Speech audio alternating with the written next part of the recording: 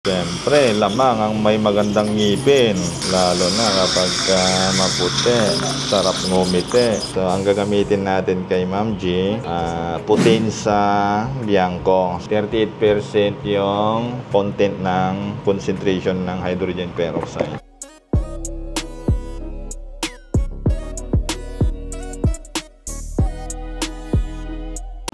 Yan, puti na. From 3.5 to 8. Hello mga kabagang, ayan, another day, another ngipin. Mayroon tayong client. Galing siya ng Rosales. Siyempre, hindi ko na paligoy-ligoyin, no? Direkta na ipapaalam na natin agad siya sa may-ari ng GPM Bowlers. Yan si Madam G. Yan. Siyempre, client natin siya ngayon, hindi siya boss ngayon. Isang client natin siya ngayon. Yan. So, papipilapin natin si Madam. Pilapan nyo lang ito, mama. Yan. Yan, may konting katanungan lang po, ma'am. Allergy po ba kayo sa hydrogen peroxide? Wala naman. Opo. Kailan yung last na visit nyo, ma'am? Baka po mga anak. Anong last na ginawa sa inyo, ma'am? Cleaning lang ba? Cleaning. Yan. So, ready ka na, ma'am, for your treatment para sa teeth whitening. Ready ka na, ma'am? Ready na. Yan. Sige. Kayo ba ay nag-undergo na ng teeth whitening noon, ma'am? Hindi pa to. Hindi pa. So, first time. Ay, whitening, Cleaning lang. Ayan. So, first time ni ma'am mag-undergo ng teeth whitening. Yan. Ano lang naman, ma'am. May konting side effect lang naman. Ito yung mangilo. Tapos, kapag na-pour natin yung solution sa gum mo, yan, pwede niyang ikasunog. Ito yung mahapdi na. For the meantime, yan, i-cleaning muna kita. Then, i-check ko kung mayroon mga class 5. Ito yung mga, alam mo na, yung mga sira ng ngipin dito sa harap ng ngipin. Kasi tatakpan muna natin yan kasi hindi pwedeng malagyan ng whitening solution kasi nga exposed na yung dente niya, mas masakit na naman yan. So kung mahilig ka sa black coffee, ma'am, pagka nag-undergo na ng teeth whitening, refrain ka na. Kung mahilig ka rin sa mga red wine, sorry ma'am, kasi refrain ka na lang din doon. Unahin ko muna yung cleaning mo, ma'am, para na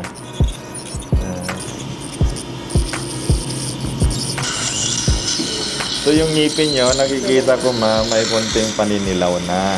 Mamaya, one application lang tayo. Makikita mo na yung difference niya from before at saka ngayon. Siyempre, lamang ang may magandang ngipin, lalo na kapag maputi, sarap ngumiti.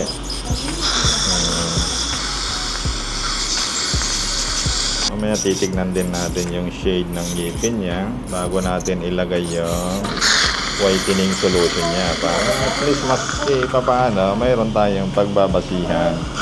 Yung magiging home care mo naman very lang naman, easy, basic lang kumbaga. So ideally po ang gagamitin nyo po dental floss po, hindi po toothpick. Ang toothpick kasi made of wood yan, so pag nababasa nag-iwan ng stain. Bukod doon nagkakaroon po ng gap po in between ng ngipin niya. Nabibigyan nyo lang ng room yung mga food debris para sumiksik yan. So ideally talaga floss lang, maski once a day po okay na po. Pero kung kaya mo ng every after meal, mas maganda. Kung gumagamit ka naman ng mouthwash, ma'am, mouthwash ka muna bago mag-toothbrush. Bakit po? Gagamitin mo yung mouthwash para soften yung mga plaque or tartar para pag nag-toothbrush ka, madali na lang matanggal po. Para ka lang nagbabad ng puting damit bago mo siya kusutin. So, ibabrush na natin muna, mama. So, halimbawa, itong hawak ko, toothbrush po ito. Ayan. So, pag nagtutoothbrush tayo, ma, up and down lang po, tapos paikot. Up and down, paikot. Up and down, paikot. Up and down, paikot. Hindi mo kailangan diinan, kundi tagalan. Dapat tumatanggal po mo ng mga 3 minutes to 5 minutes para feeling clean.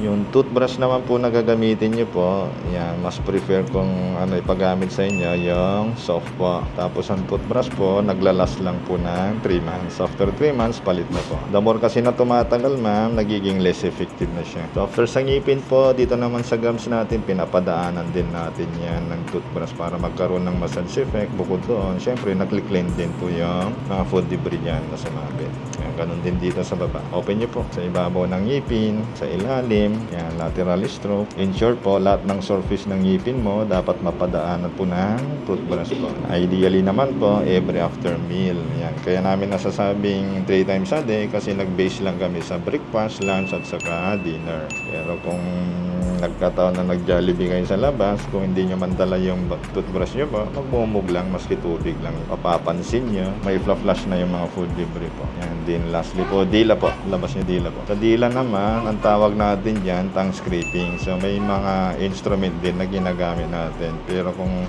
halimbawa, maabil mo yung mga toothbrush na may pang-script na rin, pwede na rin yun. Ganun lang, palabas lang, anteriorly. Tawag natin dyan, tongue scraping.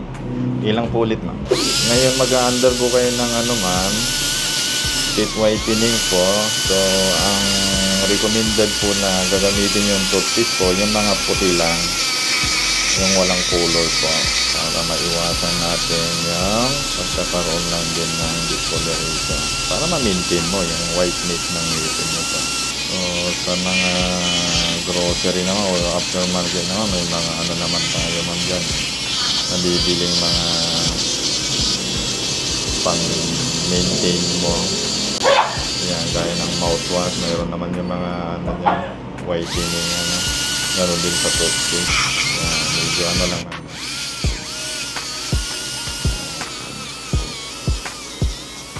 So, ang gagamitin natin kay Ma'am G, Potenza Bianco. 38% yung content ng concentration ng hydrogen peroxide. Ayan, bubuksan natin. Sa mga makakapanood nito, ayan, pawang mga professional lamang ang gagawa nito. So, hindi basta take home yan. Hindi. Ayan, ito yung pang suit niya. Ayan, halimbawa na hindi natin sinasadya o nadapuan ng hydrogen peroxide yung ni ma'am, mayroon tayong instant na gamot. Ito ang kagandahan ng Potenza Bianco. Ito na yung tinutukoy ko na 38% hydrogen peroxide. Yan, ito yung pang whitening natin. Yan, so paano natin i-prepare ito? Yan, madali lang. Haluin lang natin yan. So, nandito naman yung magiging gum barrier niya. So, maglalagay tayo ng gum barrier niya. Mag-fabricate lang ako ng pang-cover sa mouth niya. Yan, parang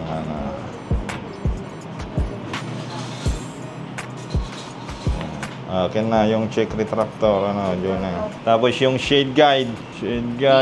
So, maputi pa yung E2 natin na sa reference natin. Check natin yung iba. So, try natin yung E3 at saka E3.5. So, ang pangbabasihan lang naman natin dyan na ginamit yung Vitapan.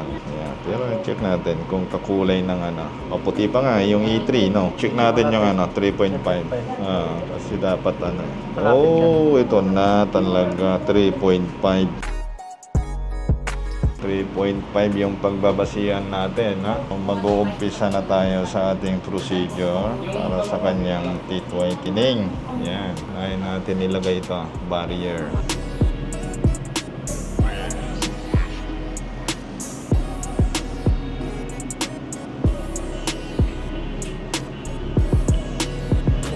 So, ang ginagawa natin, gum barrier to para maprotektahan natin yung gums niya, hindi malagyan ng solution. Gaya nga ng na-explain ko kay Ma'am G, pwedeng masunog to kasi mahapdi siya.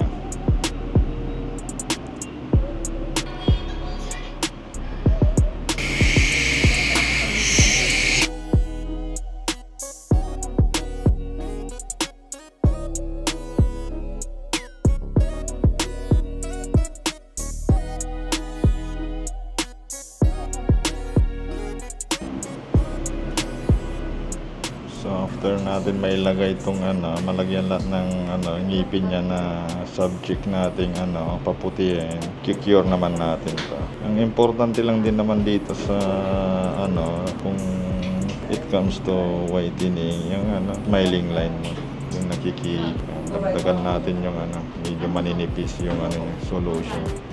Pakapalan natin para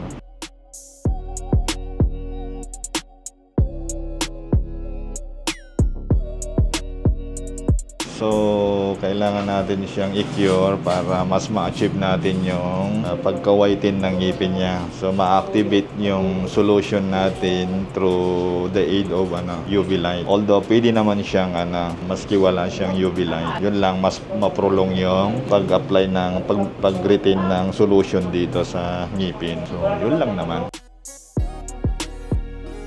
Natin kunin yung mga solution para hindi siya ayan tingnan mo, ayan dalawa pa lang yan, puti na, pearl white, ayan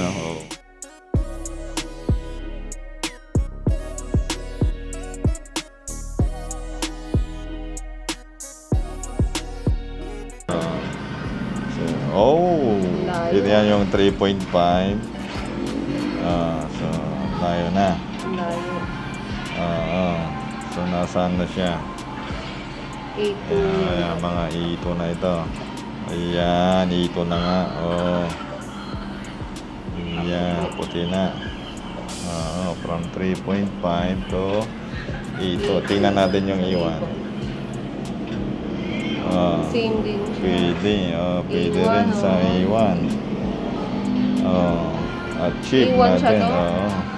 Achieve din yung Ayan, so tingin ko, ayan, na-achieve natin yung gusto ni ma'am na pagka-whiten ng ngipin niya. So, hoping masaya siya. Siyempre. Montage, pasok!